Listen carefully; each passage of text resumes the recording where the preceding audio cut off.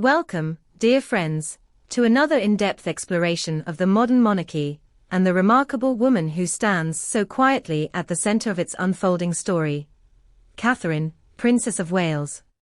Today we retrace the extraordinary chain of events that culminated in a moment of pure emotion inside the Vatican, where the new Bishop of Rome and Britain's sovereign unexpectedly honored Catherine with a title that left her husband, the heir to the throne, openly wiping his eyes. What follows is not simply another chronicle of courtly ceremony.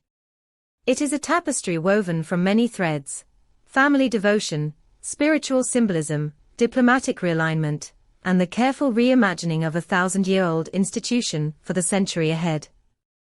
To appreciate why a single blessing in a modest Vatican guesthouse reverberated so loudly through palaces and chancelleries alike, we must travel through time, place, and context, from Catherine's earliest public steps to the broad horizons that now beckon her.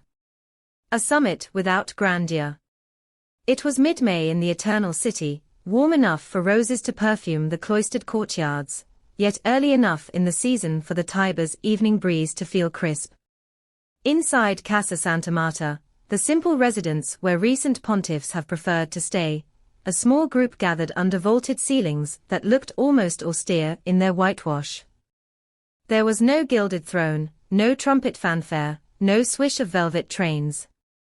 Instead, three figures took their places around a low oak table: Charles III, monarch of the United Kingdom; Leo XIV, recently elected Bishop of Rome; and Catherine, Princess of Wales, dressed in a dove-grey coat dress that managed to be both understated and luminous. Each of the three arrived bearing private burdens. Charles, still in the early phases of a demanding medical regime, had flown from London on a schedule trimmed of all but the most essential engagements. The Pope, only weeks into a pontificate defined by bold talk of social healing, had already discovered that every fresh initiative stirs equal measure of hope and resistance. Catherine carried perhaps the heaviest load of all: the lingering fatigue of recent illness, the quiet anxiety of three young children left behind in Windsor, and the dawning awareness that the world was now watching her with expectations once reserved for lions and queens.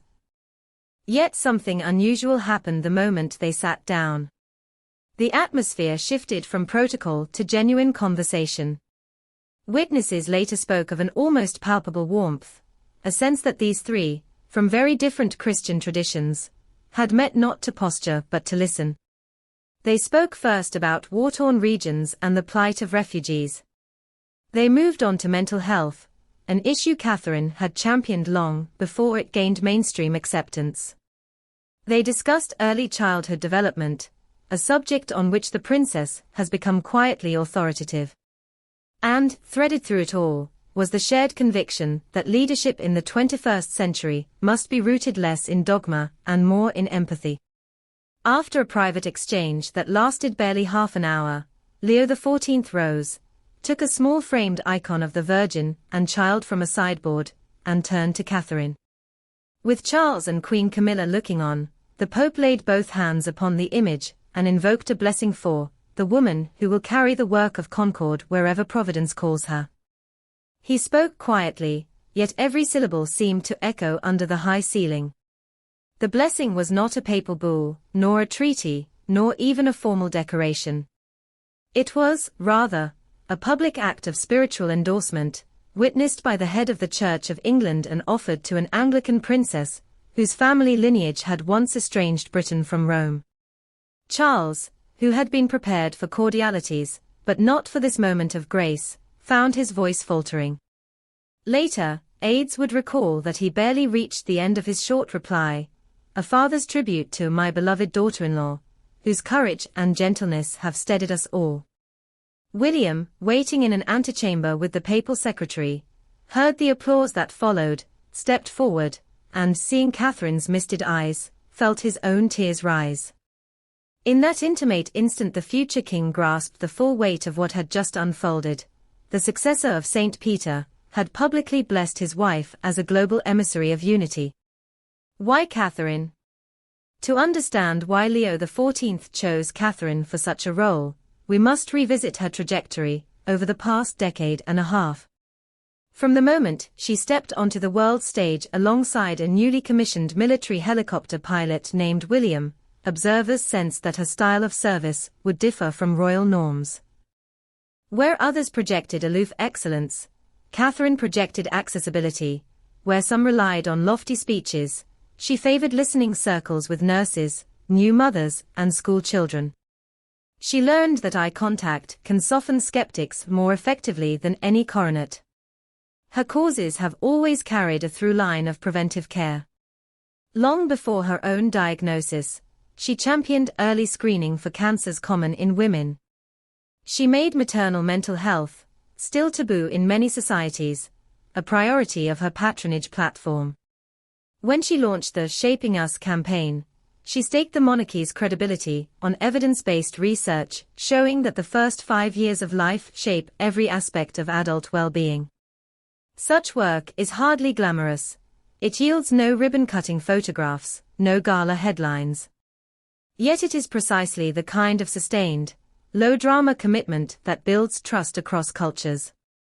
Internally, senior courtiers now acknowledge that Catherine has become the monarchy's most effective bridge builder. Arab First Ladies, East African pediatricians, New World tech philanthropists, all reportedly find her disarming, curious, and informed. That reputation reached Rome long before the May summit. Leo XIV, who had led migrant support initiatives in Chicago, is said to have studied Catherine's early childhood blueprint and found in it a model for interfaith collaboration, data-driven, people-centered, devoid of proselytizing. The title that is not a title. Much has been written in recent weeks about the phrase, unity monarch. Palace officials emphasize that it is not a formal rank, nor a change to the line of succession. There is no parchment sealed with beeswax, no heraldic badge to be sewn onto state regalia. The phrase is best understood as a moral commission, akin to the informal epithets bestowed on great statesmen of earlier centuries, peacemaker, great commoner, queen of hearts. In private, staff sometimes abbreviate it to a discreet shorthand that honors the Vatican moment without turning it into a branding exercise. What practical effect will it have? Already, scheduling diaries show a subtle shift. Later this autumn, Catherine will attend a youth peace forum in Sarajevo, a region still scarred by conflict, where Catholic, Orthodox, Muslim, and Jewish teenagers will present community projects. In the spring she is penciled to open an interfaith child development center in Nairobi.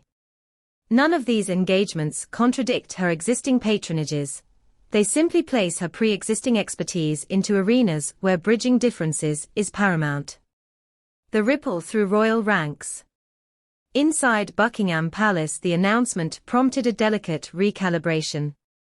Some senior courtiers worry that emphasizing Catherine's global role could overshadow other royals.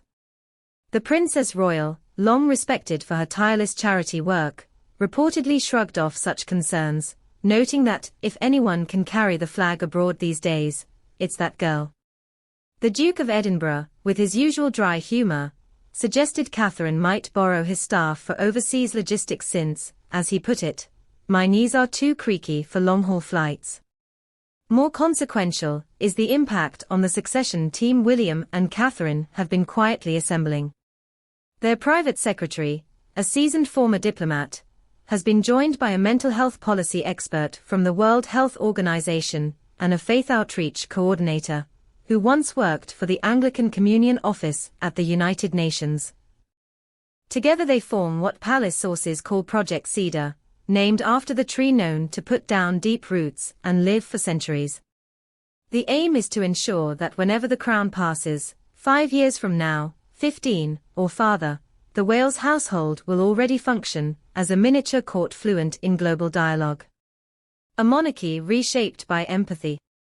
Why does any of this matter to people who will never set foot in a palace? Because institutions thrive or wither on the human qualities of those who lead them. In an age when trust in elites has frayed, Catherine offers a case study in earned authority. Her ascent has not been propelled by dramatic speeches or social media stunts. It has been built, layer by layer, through bedside chats in oncology wards, school-run photographs snapped through car windows, hushed prayers in village churches, and now a papal blessing that carried no flourish of trumpets, yet moved a future king to tears. Will the unity monarch concept reshape British diplomacy? Could it soften sectarian rifts at home? Might it inspire other royal houses to frame their relevance around bridge building rather than pageantry? Time will decide. For now, what lingers is the image of three leaders in a humble Vatican salon, recognizing that the world's bruises will not be healed by edicts alone, but by individuals who embody the virtues that outlast thrones and headlines. Catherine left Rome the following morning on a quiet flight to RAF Northolt, where a single Range Rover whisked her back to Adelaide Cottage. She spent the rest of the week away from cameras, reading with the children, tending herbs in a raised bed garden, and keeping up her physiotherapy sessions. The icon blessed by Pope Leo now hangs in a private sitting room, flanked by two framed finger paintings dripping with the exuberant colors of young Louis. To outside eyes it is a curious juxtaposition, a sacred artifact beside childish splashes of blue and green. To Catherine it is simply perfect, faith and family, history and the here and now, united on a single wall. And that, perhaps, is the ultimate preview of the reign to come, not splendor for its own sake, but splendor in service of connection, not holy relics behind velvet ropes, but holy relics nestled amid the laughter of growing children. A household built on the conviction that the greatest crowns are those woven, unseen, from threads of compassion. If Catherine can hold to that conviction as the demands of sovereignty grow heavier, the quiet blessing of May will echo for decades, and the title Unity Monarch will need no parchment. It will be written in the restored trust of countless ordinary lives.